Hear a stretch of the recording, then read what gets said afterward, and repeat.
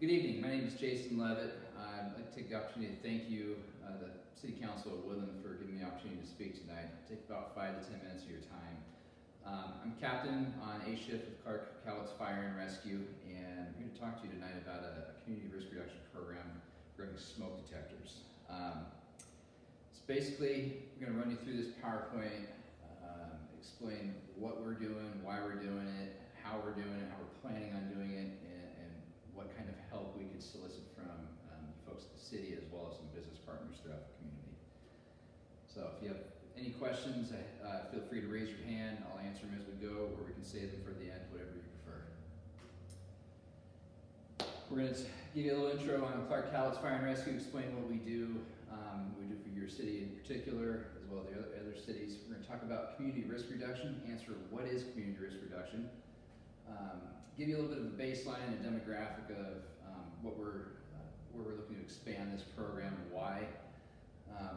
Just talk about why smoke detectors. You know, what are their uses? Why are they important? How do they help us? And then again at the end, feel free to ask your questions throughout the presentation or afterwards. I'm fine either way. So that being said, Clark Cowlitz Fire and Rescue was formed in 2008 as a merger between former districts 11 and 12. In 2013, the City of Woodland approached our districts looking to bolster its staffing. We came to a contractual agreement. We started providing 24/7 service for the City of Woodland, including paramedics on the engine as often, if not 100% of the time, as possible. We were Clark County Fire and Rescue. We have since changed that name to Clark Cowlitz Fire and Rescue to better represent the population we serve, which is part of Cowlitz County and your city as well. The population of your city, Ridgefield, the center, and unincorporated areas surrounding it is right around 40,000. We cover about 125 square miles, which includes about 14 miles of Interstate 5, 14 miles of rail lines, several miles of the Columbia River and the east and north fork of the Lewis River. We provide obviously fire, EMS, hazmat response, some urban interface wildland, some technical rescue. We also provide fire marshal services, which includes investigations, inspections, plans review, and things of that sort. In 2020, our call volume was just shy of 4,300 calls. Those include, EMS, fire, hazmat, other things noted, and we're going to get into that in the next slide. So this graph here, I understand it's hard to see. The lighting here isn't the greatest, but I'll kind of explain. The largest chunk you see here are EMS related calls, which make up for about 61% of our call volume. That can be anything from cardiac arrest to a sick person to a broken bone to respiratory issues. There's just a number of things that fall under that one. Fires, as we progressed throughout the years, our fire calls have decreased. That being said, they still happen, and the intensity at which they happen is far greater than it was in years past. We do some robbery related, like I said. We've got a number of dispatch and cancel en route calls. That's somebody calls 911, they call back and say, hey, you know what, I don't need your services. I figured it out, or we're going to take this person through, by ourselves to the hospital or whatever it might be. We have the other, which is about 9%, and that's that category where everything else falls into. It could be we go get the horse, help the horse that's stuck in the mud, right? It could be the cat in the tree, and those do happen still. But the one I want to kind of focus on tonight is the 4.6%, which is detector malfunction. I'll admit this, our department does not do a good job of records keeping in terms of what goes into these calls, and that's, is it a detector malfunction, is it a battery issue? It could be a number of things with smoke detectors, and just educating our folks on what we need, why you need to have a smoke detector, and how important it is to have the requisite amount in your house or in your business. But anyhow, we looked at almost 200 calls just to do with detector malfunction.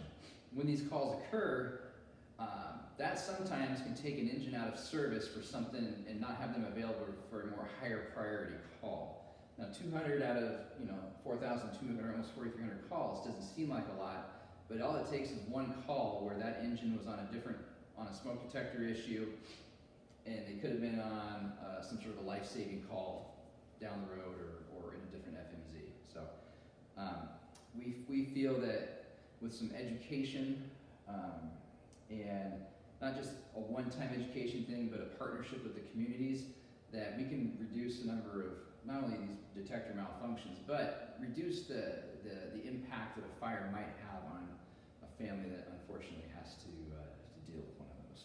So, our service area, as you can see, we cover about 125 square miles. Our stations are spread out.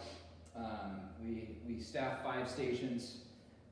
In those stations, we have staffing at least 2 personnel, 2 career firefighters, and we supplement with volunteers and interns. Those are 24 hours a day, 7 days a week. Station 24 in Richfield has been sold, it is closed. We currently cover that whole area there with our main station. In the future, they're going to be putting in a new Station 24 as funding allows for it. And then our marine program is actually ran out of that. And as you can see, we have access to the Columbia River on the west side here. We also have a station down south, 151, that we share in conjunction with Fire District 6. That partnership has been around for just a little over 20 years. We own 2/3 of it. We were continually looking at how we could better serve our citizens. That station there, we might be able to staff in conjunction with that other district to hit that south end. And as you see, that Woodland station is up here. The closest staff station is the center, and then Station 21. Community risk reduction, what is that? You take the risk and the reduction part of that, and that's exactly what we're doing. We're trying to reduce the risk that's associated with the number of things that are happen in our community. And we might not be able to cover them all, but we like to focus on things where we can make maybe an immediate and a long-term impact, and smoke detectors are one of those. So defined community risk reduction is the identification and prioritization of risks, followed by the coordinated application of resources to minimize the probability of occurrence and or the impact of unfortunate events. Essentially, the fire service exists not only to respond to emergency incidents, but also proactively prevent or mitigate the impact of such incidences within their communities. Okay, so what that means is, we're here to respond to what you need, but at the end of the day, if we can prevent that, we would much rather do that and not have to have you, our citizens, or our customers have to be on the receiving end of an unfortunate event.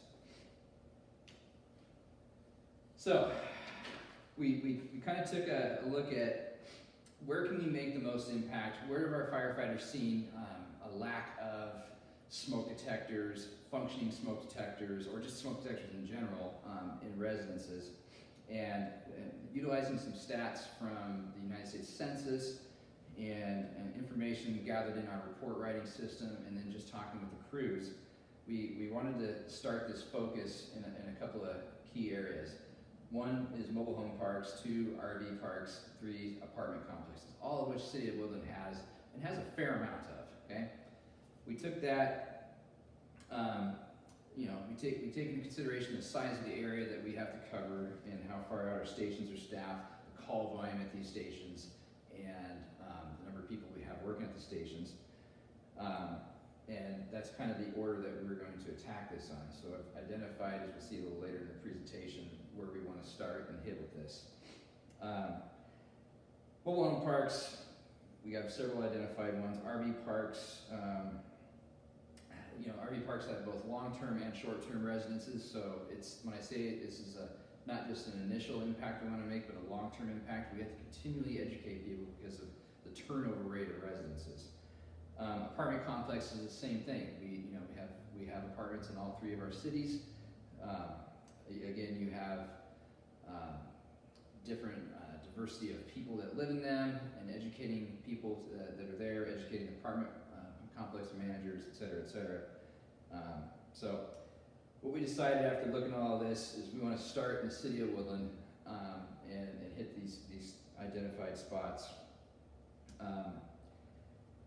Also Also wanted to point out that that 30% that's next to the renters in the city of Woodland, that's the highest percentage out of our 3 cities that have renters in there. And again, that shows that turnover rate and the need for us to continually educate folks on prevention activities, and including smoke detector programs. So, it's a huge huge issue. Access to education can sometimes be an issue. Lack of internet, lack of television, lack of knowledge of what your fire department does for you. Part of our job is to educate you on what exactly we do, not just provide a smoke detector for you, but why on the other services that we do as well. Woodland, for example, has a large population of Hispanic migrant workers, so we need to provide information in different languages and give everybody a fair and equal opportunity to receive the help that they deserve. So, picked out a few of these. Start with the Woodland East Mobile Home Park. It's 369 Gun Club Road. Have about 130 units. It's a 55 and older community, built in 1993. So we have, again, there's mobile homes there from 1993. There's mobile homes from 2015. The ages vary tremendously, as do the age group of the folks living there. So we've found in the past and currently that our older population sometimes has a harder time of changing out a simple battery or just having the means to pay for extra smoke detectors. So that's what we're here for. So one of the areas we like to canvass. Number 2 is Woodland Mobile Home Park, 2009 Lewis River Road. We got approximately 25 units, give or take, ages and whatnot. That varies. You can have young families, you can have old families, middle age. It doesn't matter. The point is we want to educate everybody. Woodland Mobile Home Community, just off Northwest Pacific Highway, just south of the city. We have approximately 80 units there. This is a mix of mobile home and RV. And again, it's a dynamic population. It's always changing, so we need to be able to educate and continually educate as I keep hitting on. Woodland Shores RV Park, right next to the river. We've got 50 units there, all ages. The thing to point out with RV parks is RVs typically, when they're built, especially new ones, they're required to have at least one working smoke detector. And sometimes that's all they have, and if you get into the older ones, they don't have any, right? And throughout our county, you hear it every year, there's a number of RV fires, there's a number of injuries, and even fatalities from these fires, simply because of a lack of a working smoke detector. And sometimes people decide, they don't have the means to heat that, they'll use a propane heater, they'll do whatever they need to do to try and stay warm and alive. We want to make sure we give them all the tools we can to make sure that should something happen, that they have that proper notification. Right across the river, we got Woodland Home RV Park, 296 Island Air Drive, approximately 60 units, and again, we have all different ages, ethnicities. It doesn't, again, it's across. This is how we see it in Woodland, but we also see it that way in Bridgefield, in the center, and in our unincorporated areas as well. So these common denominators that we want to talk about is, you have fixed and low income residents. So again, they might not be able to afford to have a working smoke detector, where the recommendations are one in every bedroom and hallway, and one in a dining room or a family room, that sort. The construction age of these residences go from the 70s to present day. So many of them have had some renovations. Many are in poor condition. That being said, you still need to have a smoke detector in, right? Residents, some age restrictions, like I said, with the one off of 369 Gun Club. Building code, they're not, again, especially the older houses, they weren't necessarily required to be in there. So a lot of these are retrofitted. Now, newer age construction, they build them in so that they have them hardwired and battery power operated. So, and they typically will have them per code where they're supposed to be. We're looking at right now, how can we go back and help people that maybe don't have them at all? So So here's some of the factors that I'm here to talk to you about tonight that we run into. So staffing, we have two-person energy companies. It's hard for us to be able to, respond to calls, take care of station maintenance, apparatus maintenance, and get out and try to educate as many people as we can. We have so many hours in the day, and so that kind of limits what we do. We do have volunteer staffing. We have somebody that's assigned to, at some point was assigned to go out and install smoke detectors. But that's one person. We need the help not only of our members but our neighbors, you guys, the community members, the businesses. Budget is another step. Right now we're in just towards the end of March, so this year's budget's been adopted. Of course, it gets amended throughout the year, based on projects and capital expenses and whatnot. But we have to deal with current dollars, and so whatever we currently have in the budget, we might need to reallocate to this program. So we're going to probably at first rely heavily on what we have and maybe donations and partnerships within the community. So that can be done with fundraising, that can be done with advertising. We have some other options in terms of federal grants, but again, that's an application process that takes a while for us to receive that funding. So we're going to look to you, we're going to look to churches, local groups, unions, firefighter union, police unions, anybody that would be willing to participate in something that just makes a lot of sense and doesn't take a lot of time. So I have a flow chart here. Basically, this is how I want to lay the program out, and it'll be on that paperwork that's in front of you.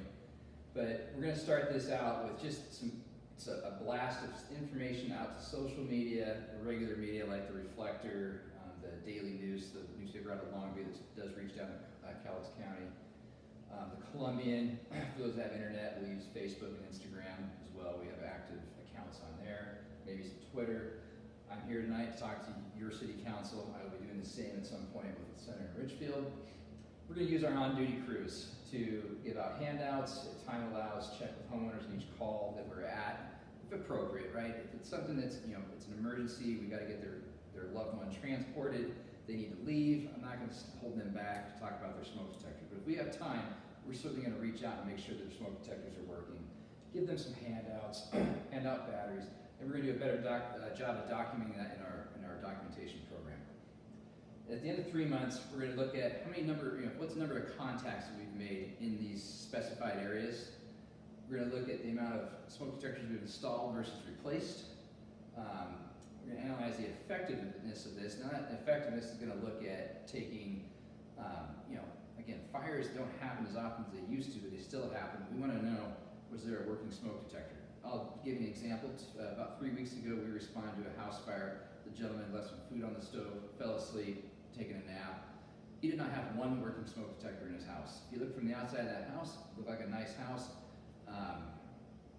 However, that doesn't mean just because it's a nice house, it has working smoke detectors. It's up to the homeowners to stay on top of that, but it's also up to us to educate folks and provide opportunities to get that out there.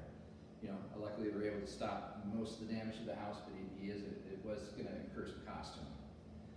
And then at that point, we're going to make a decision to move forward. I see this moving forward not being an issue. So looking at summer of 2021, working with partners that I'm going to rely on their city council to reach out to. We've already identified the priority locations that we want to hit in Woodland, and then implement this smoke detector program. There's a cost incurred. We do have money set aside for those. The average smoke detectors are from $16 to $20. We got we can buy batteries in bulk and get them cheaper. It's gonna cost us some money up front, but that's part of our service. With taxpayers, that's what we expect from us. We're going to provide demonstration and installation guide for each neighborhood. If there's a property management or manager within that neighborhood, we're going to give them information too to post. Some of these communities have Facebook pages within the their little community. That information get put out there. We're going to utilize 3 weekends identified where we're going to go out as a group, and we're going to take volunteers. We're going to take fire cadets. We're going to take volunteers from the community, business partners, whatever, and whoever, to head out and blanket these identified areas for the weekend and get as many detectors installed as we can. And then at the end of 6 months, which we're looking in the fall, we're going to look at what did that cost us, what kind of a budget are we going to need to move forward, the effectiveness of it, if we're getting continued participation with our business partners, giving them the ability to advertise and showcase what they're doing for the community and what they put in, not only for the smoke detector program, but whatever their business provides as well. And then make a decision for the long term. I think this is a no-brainer for a long term, but as we know with everything else, you got to have the data and the facts to back it up. So that's the goal of this program. A couple of different references about this. So in closing, I just want to take, again, thank you for your time. Smoke detectors are huge. Early notification can prevent an extreme amount of damage to a house fire, and it saves lives. It's documented. They did a study. The city of Vancouver participated in this study in the mid-2000s. They were one of 5 cities throughout the country, and the statistics showed a significant reduction in injuries and deaths when having working smoke detectors present in residences. So again, I encourage you, if you have any questions, feel free to ask them.